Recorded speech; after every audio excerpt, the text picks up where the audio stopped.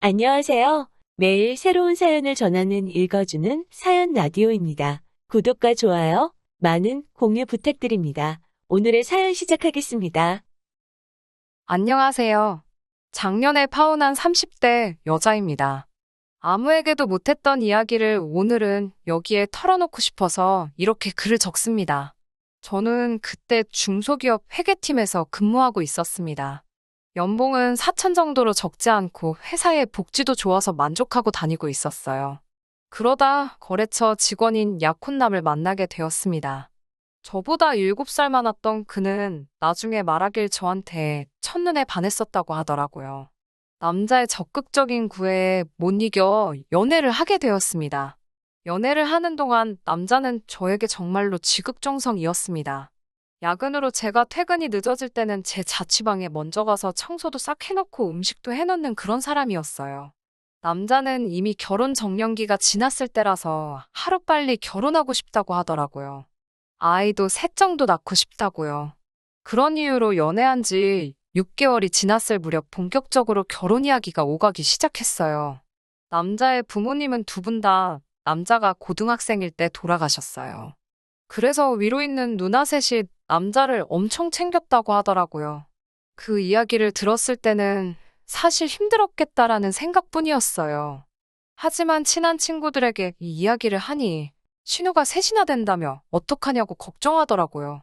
저도 여기저기서 고부 갈등, 신우와의 갈등을 많이 듣고 읽었기 때문에 불안한 생각이 들긴 했어요. 막연히 인터넷 세상의 이야기라고 생각했던 것들이 저에게도 그런 일이 일어날 거라고 생각해 본 적은 한 번도 없었거든요. 그런데 그게 저한테 실제로 일어나게 되었네요. 나중에 들은 바로는 한 번도 여자에 관심을 보이지 않던 막내가 갑자기 결혼을 하겠다고 해서 가족들이 엄청 놀랐었다고 해요. 하지만 제 기억에서 그 사람들이 보인 관심은 좋은 것과는 거리가 멀었습니다. 처음 인사를 드리러 간 날이었어요. 자매들이 모여 앉아서 TV를 보고 있더라고요. 제가 안녕하세요 라고 인사를 했지만 아무도 들은 척 해주지 않았어요. 다 같이 모여 앉아서 TV를 보며 깔깔대고 있을 뿐이었고요. 저를 없는 사람 취급하는 기분이었어요. 게다가 둘째 누나가 감자탕을 끓였다며 앞앞에 한 그릇씩 퍼주더라고요. 그런데 제 거에는 정말 국물 한 국자하고 뭉개진 감자 한 덩이가 있을 뿐이었어요. 제가 좀 더 주세요라고 말하자, 야, 저기 있잖아 가서 네가 퍼먹으라고 하는 거예요. 순간 야라는 호칭에 제 귀를 의심했지만 다른 사람들이 아무 반응도 없길래 저는 한마디도 못했습니다. 아무튼 좀 더 국을 풀려고 냄비에 갔는데 냄비엔 찌꺼기밖에 없더라고요. 음식이 코로 들어가는지 입으로 들어가는지도 모르겠는 식사를 마치고 남자 가족들과 앉아서 TV를 보고 있는데 이번엔 셋째 누나가 맥주 한 잔 먹고 싶다 그러는 거예요. 그러더니 저한테 너도 마실 거냐고 묻더라고요. 저는 그래도 저한테도 말을 걸었다고 그게 반가워서 네 저도 마시겠다고 했죠. 그랬더니 저에게 카드를 주면서 그러면 네가 가서 사와 이러더라고요. 제가 남자에게 같이 가자고 하니까 그 누나 셋이 저를 쳐다보면서 그 맥주 몇 캔이 얼마나 무겁다고 둘이 가냐고 툴툴거리더라고요. 그렇지만 남자가 금방 갔다 온다며 저를 따라 나섰죠. 저는 문 밖에서 남자에게 지금 이게 무슨 상황이냐고 너무 짜증난다고 화를 냈어요. 저는 인사시킨다며 나를 데려와 놓고 이게 뭐 하는 거냐고요. 이렇게 나를 무시하는 니네 집과는 결혼할 수 없다고도 했어요. 택시 타고 떠나려고 하자 남자가 자기 가족들이 뭘 몰라서 그런다고 자기한테 조금만 시간을 주면 다 고쳐놓겠다고 붙들고 늘어지더라고요. 구구절절 사정하며 매달리는 남자를 보니 마음이 좀 흔들렸어요. 결국 다시 돌아가서 불편하고 어색한 시간을 보내고 집으로 돌아왔습니다. 남자가 늦게나마 저를 가족들에게 정식으로 소개하려고 하는데 그나마도 큰 누나란 사람이 말을 딱딱 끊더라고요. 결국 제대로 대화다운 대화도 나눠보지 못하고 집에 돌아왔네요. 그 일이 있은 뒤 얼마 지나지 않아 저는 임신을 했습니다. 남자는 결혼할 이유가 생겼다는 것에 더욱 기뻐하는 눈치였어요. 게다가 제가 다른 사람에게 말하지 말라고 하기도 전에 남자는 벌써 이 사실을 누나들에게 다 말했더라고요. 그리고 저희 부모님께도 전화해서 배불러 오기 전에 식을 올려야 한다며 결혼식을 밀어붙이더라고요. 그리고 저도 사실 막상 아이가 생기니까 결혼을 해야겠다는 생각이 확고해지긴 했어요. 저도 아이를 너무 좋아해서 유치원 선생님 되는 게 꿈이었을 정도였으니까요. 그리고 며칠 뒤 남자의 둘째 누나에게 전화가 왔습니다. 야, 오늘 출근 안 했지 하며 나와 밥이나 먹자 그러더라고요. 그렇게 만난 식당에서 둘째 누나가 대뜸 저에게 야, 너가 우리 동생한테 가족 모임 못 나가게 했냐고 따지더라고요. 제가 왜 모임을 못 나가게 하겠냐고 역으로 물으니 아무튼 여우짓 하지 말라고 다 걸리게 되어 있다며 이번엔 경고로 끝나지만 다음엔 진짜 혼난다고 그러더라고요.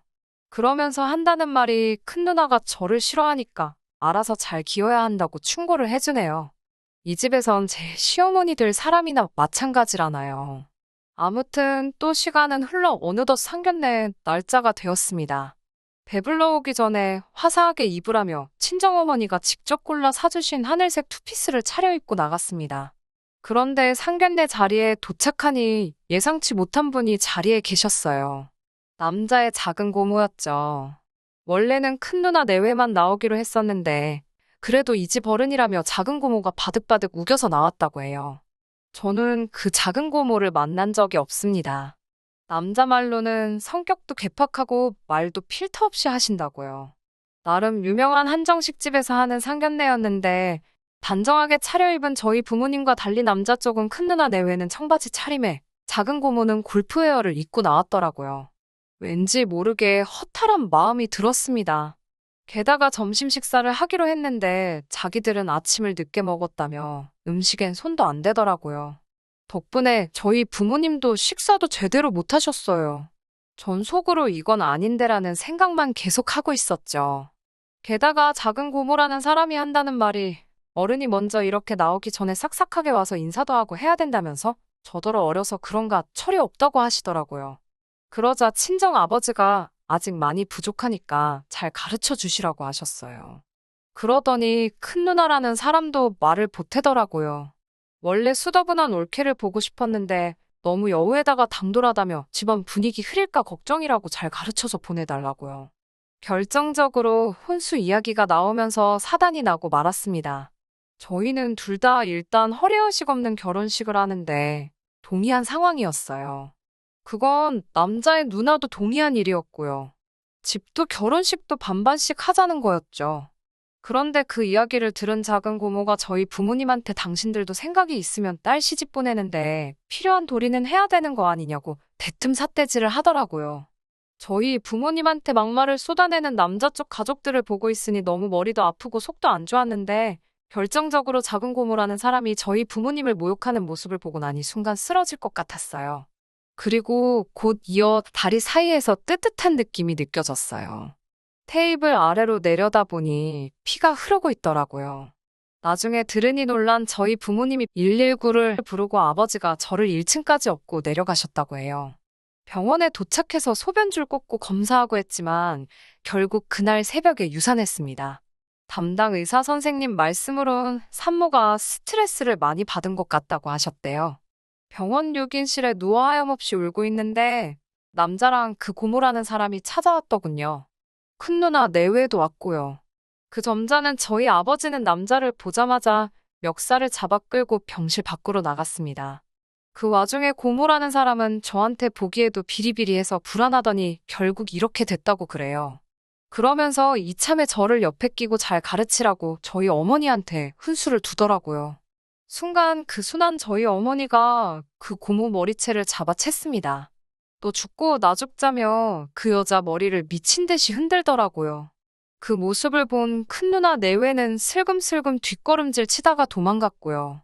그렇게 그 남자와 저는 파혼하게 되었네요.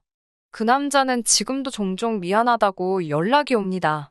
기회만 준다면 다시 시작하고 싶다는 헛소리도 잊지 않고 해요. 그리고 저는 이 이야기를 원래 제 친구에게만 털어놓았었는데 어떻게 그 남자 회사까지 소문이 흘러들어갔나 보더라고요. 결국 사람들의 따가운 시선을 못 이겨 남자는 회사를 관뒀고 여전히 구직 중이라고 합니다. 그 사건 이후로 3개월 동안 저는 잘 먹고 몸 추스리고 부모님과 모처럼 좋은 시간을 보낼 수 있었습니다. 그리고 얼마 전 더 좋은 회사에 스카우트되어 이직도 성공했어요.